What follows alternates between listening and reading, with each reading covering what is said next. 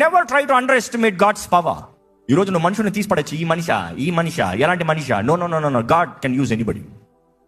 దేవునికి కావాల్సింది ఏంటంటే సమర్పణ, విధేయత, తగ్గింపు. If you surrender your self to God, God will use you. If you surrender, నీలో సమర్పణ లేకపోతే దేవుడు వాడుకోడు. నీ బ్రతుకుని వాడుకోవాలంటే నీ జీవితాన్ని దేవుని చేతులకు సమర్పించాలి. ఎలా పడితే అలా ఉండటానికి లేదు. వేశ్య లాంటి వ్యక్తిని వేశ్యగా బ్రతకమని చెప్పలేదు.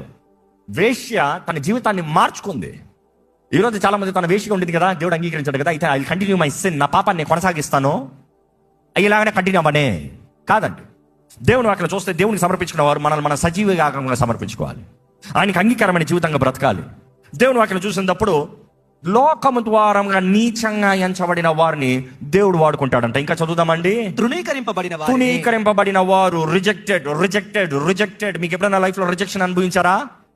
Has anybody ever told you are not qualified, నువ్వు తగవు,